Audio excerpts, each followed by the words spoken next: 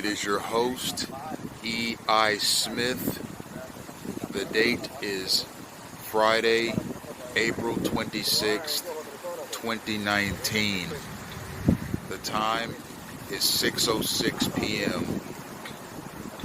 I am at Harryberry Park, and I'm about to make my way to the concert area at Margaritaville. We're going to get some gang stalking caught on camera today. I'm also going to talk about gang stalking in general and its many aspects. We're going to document synchronized space crowding and other obstructive gang stalking practices that will be carried out against my person.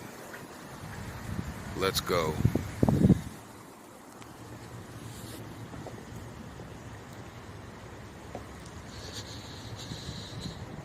I'd like to talk some about gang stalking in relation to the general public.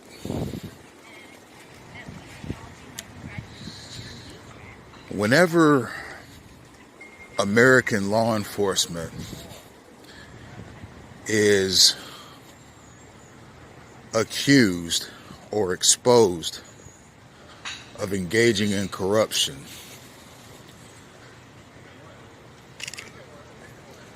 there is a demographic of people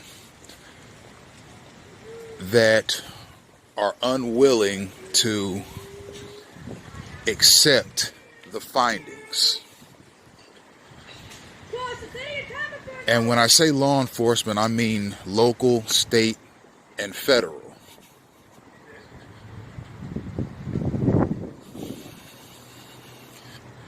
There's a demographic of people in the United States that stand behind law enforcement regardless of if they do something corrupt or evil.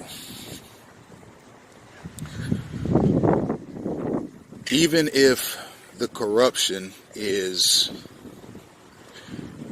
documented, exposed, and proven in a court of law, resulting in convictions against the law enforcement officers, there are still people who refuse to accept that series of events as valid and or indicative of a law enforcement corruption problem in the United States. There are people in this country that stand by law enforcement as the best, brightest, and most courageous U.S. citizens that are above reproach and should be given full, unchecked powers to do their jobs. I've even heard citizens say publicly that law enforcement officers in the United States should be given silencers for their guns so that they can kill whoever they need to kill when they need to kill them without anybody getting wise to it. I've heard citizens say that police officers should not have GPS systems in their vehicles.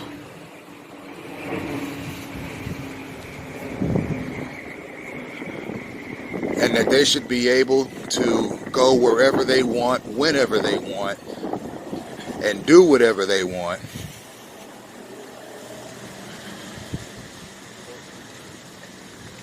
as a part of their job. I've also heard that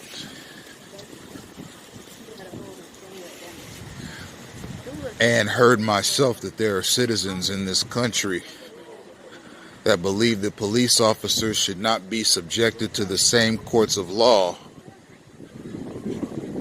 that private citizens are subjected to. So for example, if a police officer assaults, rapes, robs, or kills somebody, they should go before a special policeman's court that takes their job into special consideration. Me, I believe these views are counterproductive to the American way of life, to American society, and to society in general on a global scale. It's my opinion that when a person decides to become a police officer, they accept the good, the bad, and the ugly of the job when they're sworn into office, when they're sworn into their office as police officers. There are inherent risks involved with becoming a law enforcement officer, just like there are inherent risks involved in becoming a Marine, especially in a time of war, or becoming an Air Force pilot.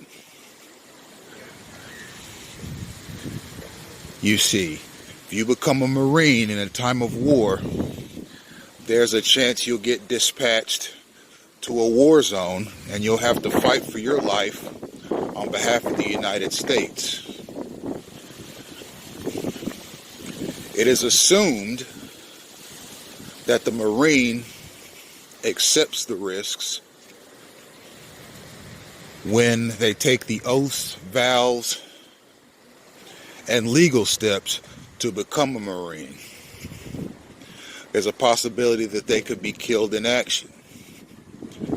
There's also the chance that they could be awarded medals of honor if they show extraordinary bravery or courage in battle. The same is true for an Air Force pilot. There are inherent risks in flying planes. Something could go wrong with the plane could crash. Sometimes the eject button doesn't work, sometimes the parachutes don't work. It's a part of being a pilot, is understanding and accepting these risks.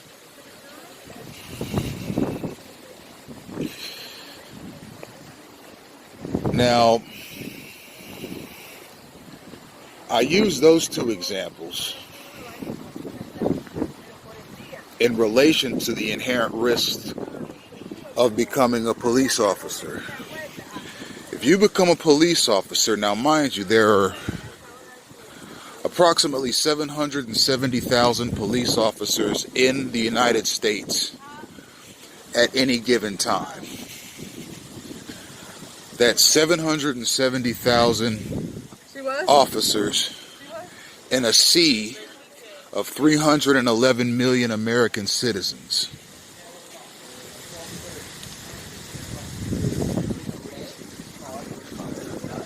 Now, even given the reality that most United States police officers patrol the suburbs and not the inner cities of dangerous cities, mind you, namely those of New York City, Chicago, Philadelphia,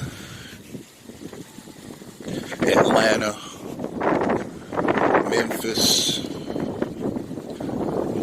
Miami, Houston, LA, and various other high crime California cities like Oakland. Most police officers do not patrol these kinds of suburbs when they're doing their jobs. Most police officers patrol relatively safe suburbs and are very safe in their jobs, which provide good pay, great benefits, and generous retirement pensions.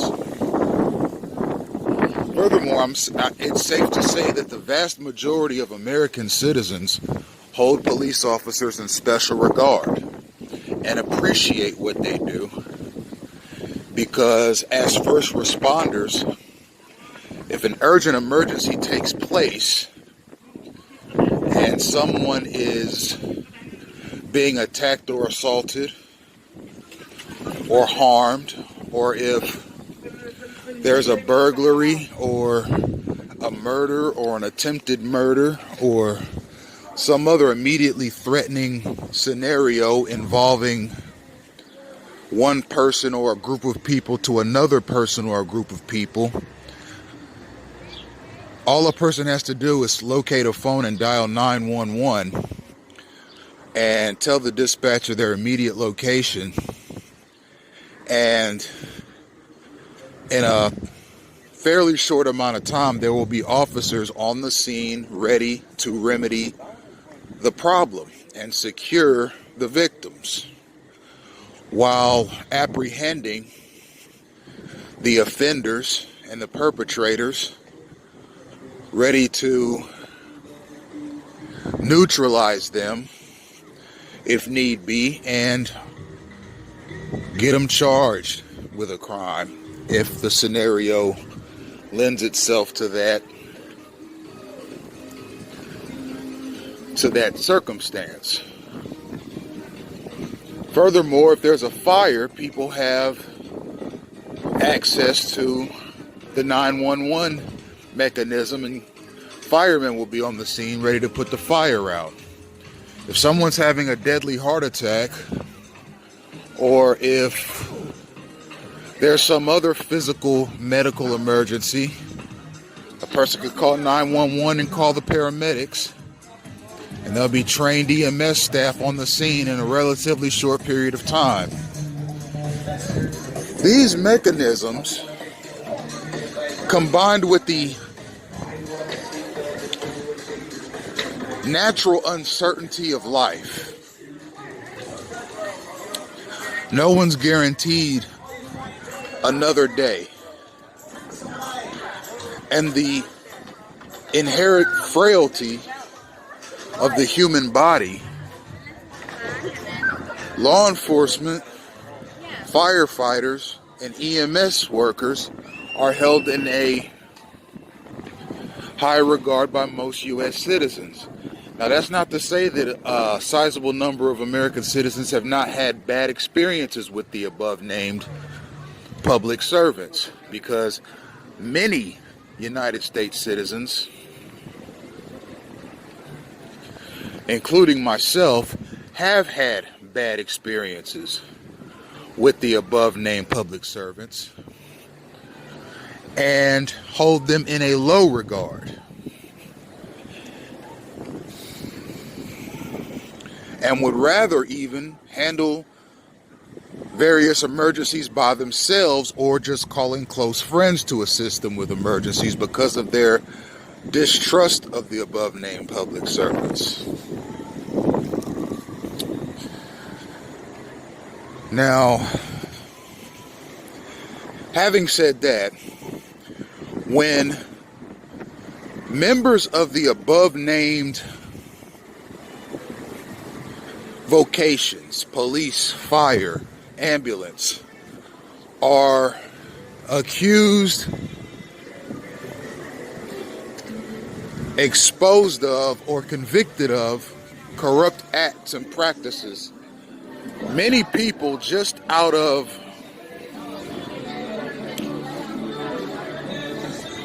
love for these public servants, refuse to accept it. They refuse to acknowledge it. They refuse to allow it to enter into their consciousness that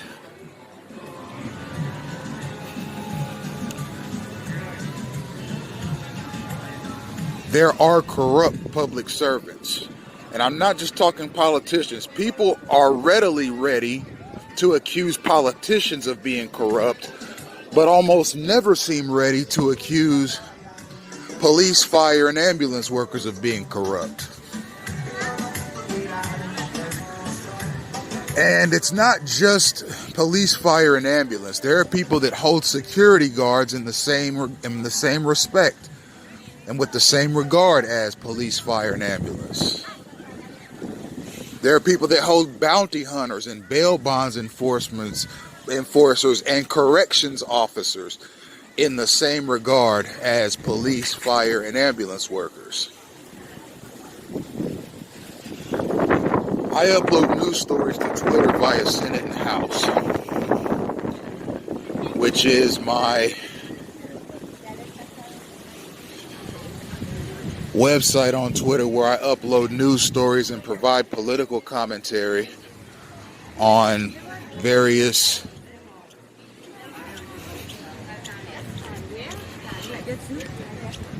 happenings of political significance.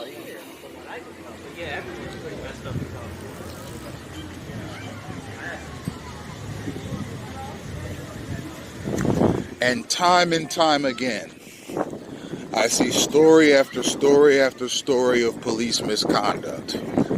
And I read these articles. Every article I upload, I read first. And I see some of the stuff that goes on. I've experienced police corruption and the covering up of evidence and the withholding of evidence and the lies that police officers tell. Now, having said that, this all ties into gang-stalking in this respect. If a person claims to be gang-stalked and asserts that it is first authorized, planned, executed, and implemented by federal law enforcement agencies in conjunction with corporations and semi-law enforcement agencies, people are prone and inclined to reject that assertion just because of this very blind trust that they have for law enforcement in general. I am not a person to blindly trust anybody. I like to vet all of my sources. I like to vet all news stories, and every situation that I've ever had with a public servant that I found to be suspicious or corrupt, I've weighed the entire scenario in its entirety and looked at all sides before making a condemnation or a decision about the people that I encountered. At the end of the day,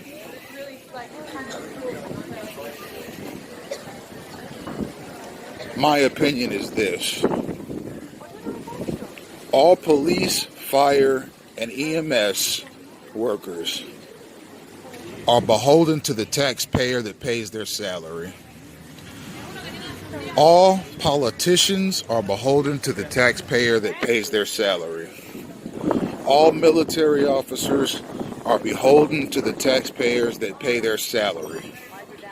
All government employees, period, are beholden to the taxpayer that pays their salary. If any of the above engage in organized crime against the United States citizen, it's tantamount to treason. Plain and simple. You don't bite the hand that feeds you, and you don't trample on the U.S. Constitution, the very document that secures the rights and liberties of not only themselves, but the rights and liberties of all U.S. citizens. You don't trample on those as a part of some secret law enforcement mechanism that is being hidden from the general public because of this corrupt reason or that corrupt reason. At the end of the day, if there are covert law enforcement mechanisms that result in a person being constantly obstructed, harassed, intimidated, and disrupted, it's not only a civil rights violation, it's not only a violation of the U.S. Constitution, but it's a human rights violation. And if I were any high law enforcement agency, I would be ashamed of the legacies of COINTELPRO, which was an FBI program, and MK Ultra, which was a CIA program, to the degree that I would never allow such programs or similar programs to even exist. I wouldn't even be a part of it. If I were a legislator, I'd be so ashamed at the legacy of those programs and what they did to United States citizens that I would never engage in anything similar. And I'd make sure that nothing similar ever happened in this country again. But it is happening. It's happening through gang-stalking. Now, I've uploaded, this is the 12th video. The last few, okay, this is synchronized space crowding here. Notice how these people are coming directly at me. That's not how this boardwalk works. You're supposed to walk on the right side and just walk straight down. They can't stay away from me too long. They're trying to because I'm recording. And they're given their cues not to follow me too close, but they can't not follow me too close for too long. Anyhow, when the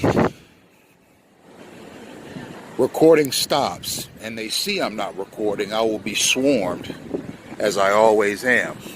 But the previous video, Gang-stalking in Action Part 11, shows what happens when the camera stops. Their arrogance and their hubris cause them to forget that I have the ability to upload these videos off from my phone to Google Drive, post them to Twitter, and then delete it off my phone to create space so I can record another video. And their arrogance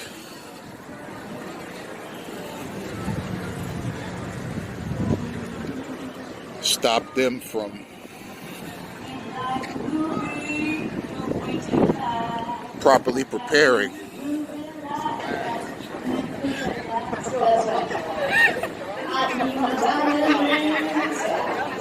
So anyhow, I picked up the phone and started recording again, and they started stalking, and I caught them.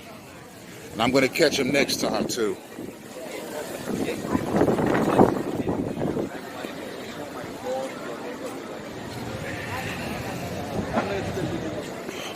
This is the